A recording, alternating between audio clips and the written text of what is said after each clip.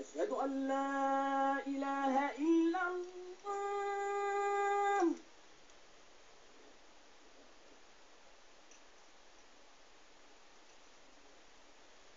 أشهد أن لا إله إلا الله. Et il en fut ainsi. Mahomet ne prit aucune revanche, et il n'en autorisa aucune. Il déclara la Mecque territoire sacré. Nul ne pourra y verser le sang, ni abattre un arbre, ni tuer quoi que ce soit de vivant à la Mecque. Bientôt, toute l'Arabie fut convertie. Non seulement à la nouvelle religion, mais aussi aux nouvelles lois, aux nouveaux usages établis par l'islam. Le prophète avait vécu le temps d'accomplir son œuvre.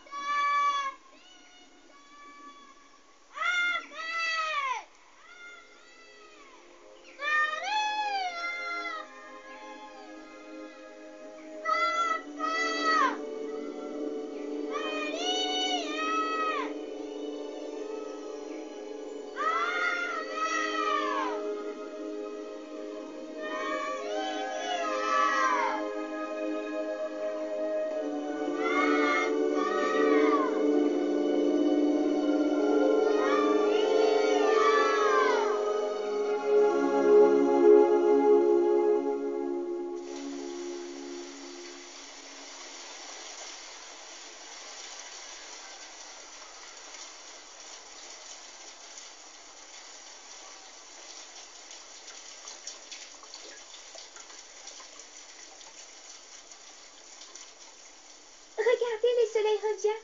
On va pouvoir jouer. Non. D'abord, il faut dire notre chapelet.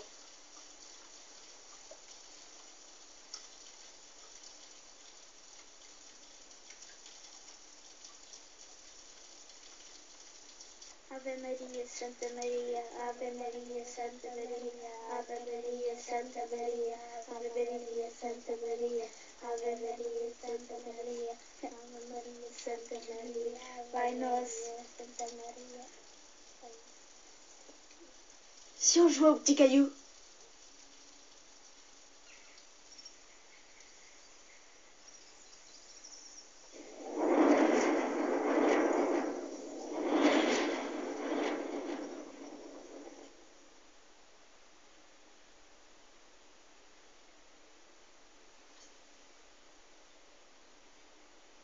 N'ayez pas peur.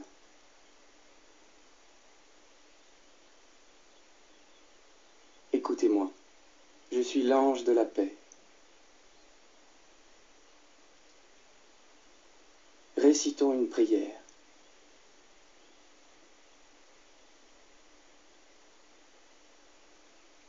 Mon Dieu, Mon Dieu, je crois, je crois, j'adore, j'adore, j'espère, j'espère et je vous aime. et je vous aime. Je vous demande pardon Je vous demande pardon pour ceux qui ne croient pas, pour ceux qui ne croient pas, qui n'adorent pas, qui n'adorent pas, qui n'espèrent pas qui n'espèrent pas et ne vous aiment pas. et ne vous aiment pas.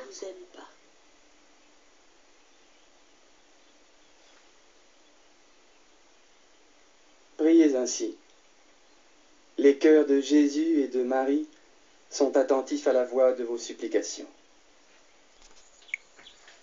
Vous avez vu l'hostie? Vous avez vu le sang?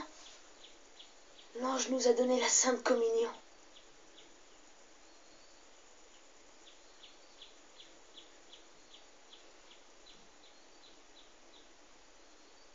J'ai senti.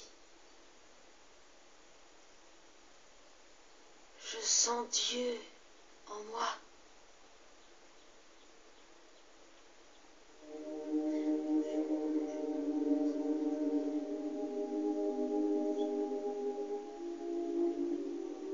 L'ange ne revint plus en 1916.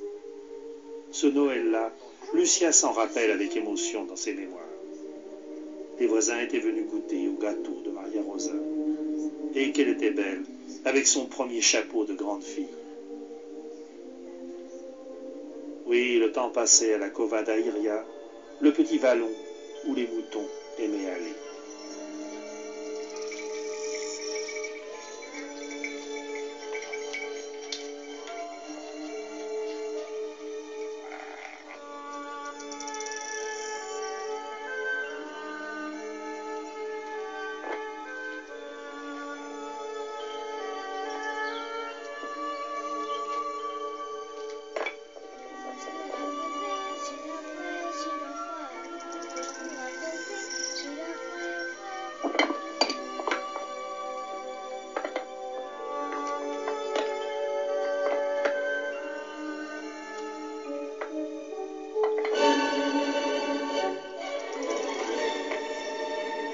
L'orage approche.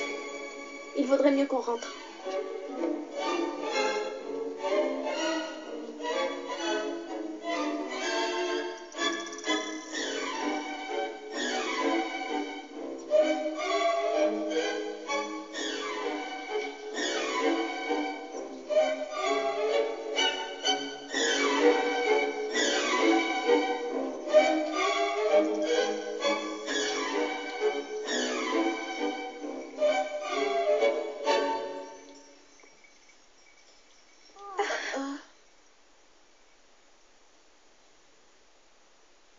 N'ayez pas peur, je ne vous veux pas de mal.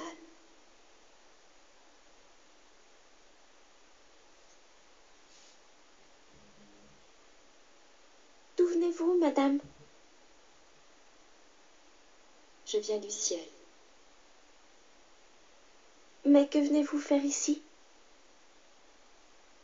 Je suis venue vous dire de venir ici le 13 de chaque mois, à la même heure, pendant 6 mois. Plus tard, je vous dirai qui je suis et ce que je veux. Vous dites que vous venez du ciel? Et moi, est-ce que j'irai au ciel? Oui, tu iras. Et Jacinta? Elle aussi. Et Francisco? Lui aussi. Mais avant, il devra réciter beaucoup de chapelets. Maria d'Achnevesh, qui était une amie de ma sœur, elle est déjà au ciel? Oui, elle y est. Et Amélia, son autre amie? Elle est au purgatoire jusqu'à la fin du monde. Voulez-vous vous offrir à Dieu pour supporter toutes les souffrances qu'il voudra vous envoyer en acte de réparation pour les péchés par lesquels il est offensé et de supplication pour la conversion des pécheurs? Oui. Bonjour à tous, dans cette nouvelle vidéo je vais vous parler de ce lien mystérieux qui existerait entre la religion islamique et les apparitions de la Vierge Marie à Fatima. Pourquoi Dieu aurait-il choisi la ville de Fatima pour y envoyer son ange puis la Vierge Marie? Pourquoi un ange à Fatima, me direz-vous? Car les apparitions mariales de Fatima avaient été précédées de 3 apparitions d'un ange entre 1915 et 1916.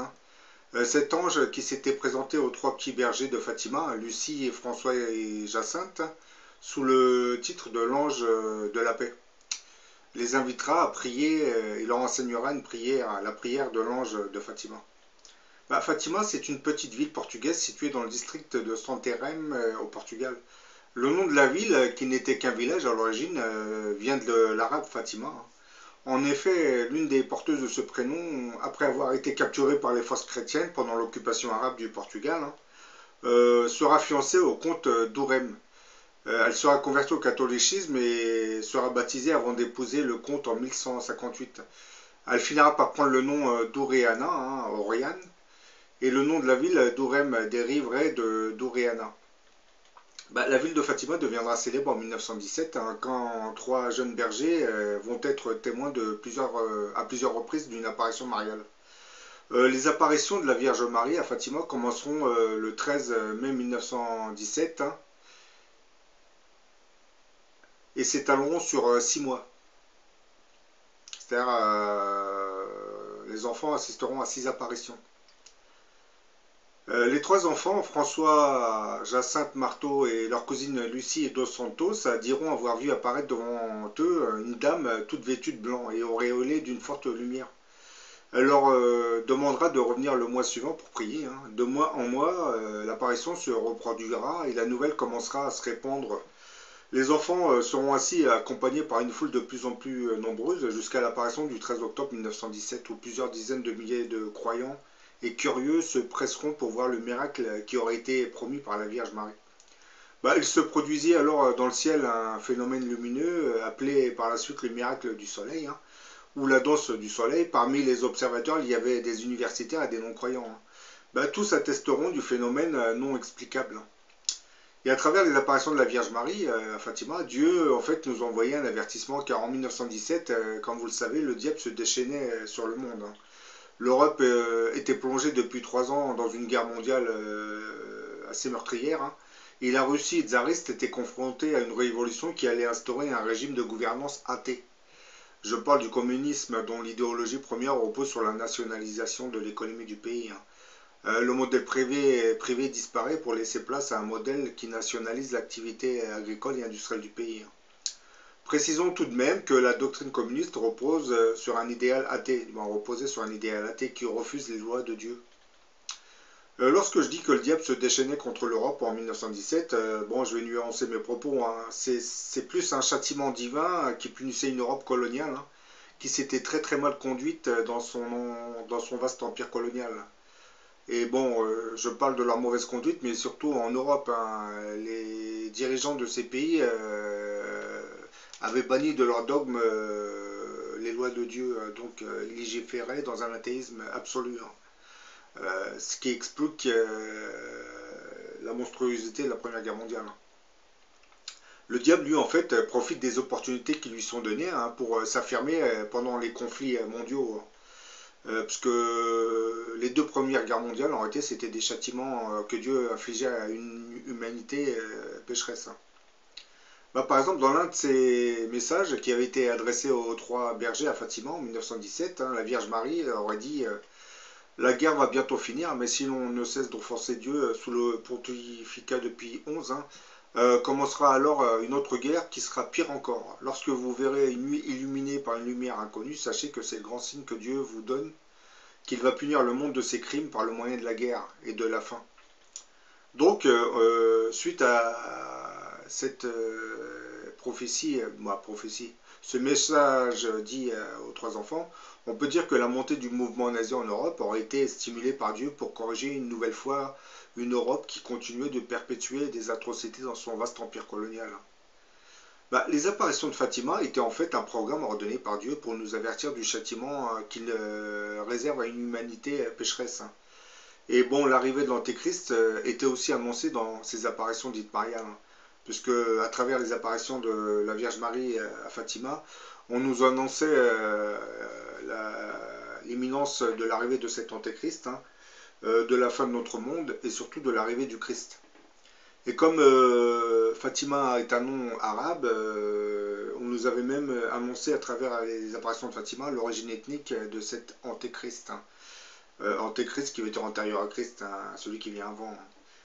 Et que beaucoup de visionnaires appellent le grand monarque, dont les musulmans donneraient le titre de Mahdi. Parce que quand on dit Antéchrist, les gens voient tout de suite une puissance maléfique. Oui, mais comme je l'ai souvent dit dans mes vidéos, l'Antéchrist ne va pas pouvoir combattre le Christ, puisqu'il va venir avant. Et sa mission, c'est de nous préparer à l'arrivée du Christ. Donc, comme je l'ai dit souvent, ceux qui ont tout intérêt à noircir le tableau de l'Antéchrist ne peuvent être que les forces du mal sur cette terre. Hein. Puisque, comme vous le savez, notre monde aujourd'hui est dirigé par les puissances du mal, hein, le diable. Et je pense que l'arrivée de l'Antéchrist va mettre la zizanie dans son monde démoniaque. Et ça, le diable le sait très bien, c'est pour cette même raison qu'il aurait tendance à discréditer ce personnage avant qu'il n'apparaisse sur Terre. Lorsqu'il va apparaître, ça sera encore pire, hein, il va encore plus le discréditer, il va vouloir l'écraser militairement parlant. Précisons tout de même que la Vierge Marie serait apparue à surprise à Fatima. Donc je pense que une 7e apparition se manifestera, mais là je pense que ce sera de nouveaux enfants qui seront les témoins de cette apparition. Et lors de cette 7e apparition, je pense que on annoncera encore de nouveaux châtiments à venir. Surtout l'avènement de cet antéchrist qui va commencer à se manifester.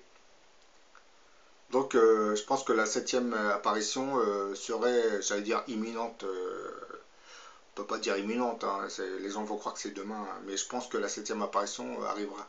Pourquoi la 7e? Parce que comme je l'ai dit dans d'autres vidéos, le chiffre 7 c'est en fait l'empreinte numérique de Dieu sur Terre. Oui, le monde a été créé en 7 jours. La lumière qui nous provient du soleil se composerait de 7 couleurs qui correspondrait aux 7 couleurs de l'arc-en-ciel. Bon, je ne vais pas revenir sur... dans les 3 religions monothéistes, le chiffre 7 est partout. Je ne vais pas vous citer le nombre de fois qu'on a cité ce chiffre.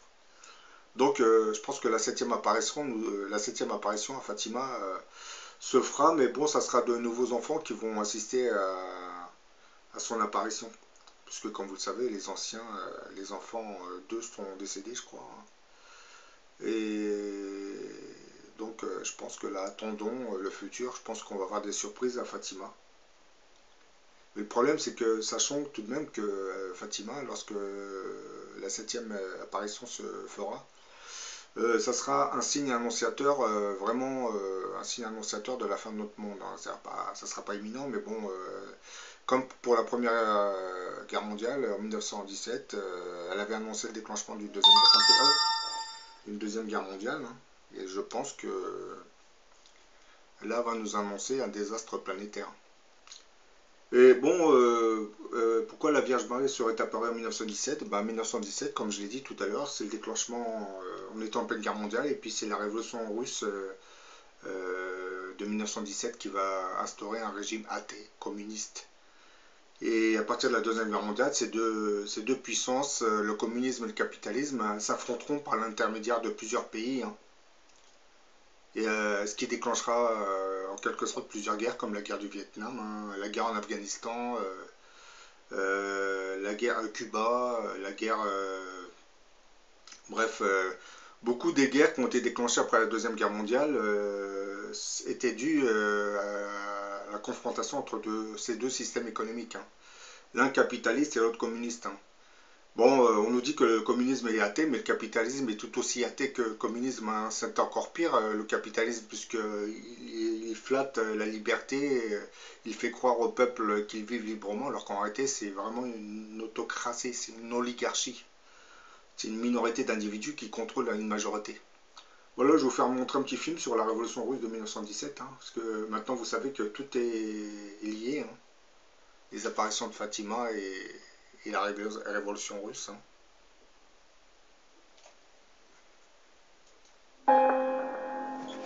Le 6 novembre 1917, soit le 24 octobre du calendrier julien en vigueur en Russie, une insurrection armée éclate à Pétrograd, l'ancienne Saint-Pétersbourg, capitale de l'Empire russe. Depuis que la révolution de février a déchu le tsar et mis fin au régime autocratique 8 mois plus tôt, le pays en ébullition est mené par un gouvernement provisoire de libéraux et socialistes, dirigé par Alexandre Kerensky. Mais celui-ci n'a pas mis fin à l'engagement russe dans la Grande Guerre et a repoussé les réformes attendues. Soldats et paysans, organisés en assemblée populaire, les soviets, se radicalisent. Profitant de la contestation, le parti des bolcheviks, dirigé par Lénine de retour d'exil, prend le contrôle du soviet de Pétrograd et organise l'insurrection. Dès le 7 novembre, après avoir occupé les points stratégiques de la ville, un comité révolutionnaire dirigé par Léon Trotsky déclare la dissolution du gouvernement provisoire. En fin de journée, le palais d'hiver est pris d'assaut, le gouvernement et la ville tombent aux mains des bolcheviks. À Moscou,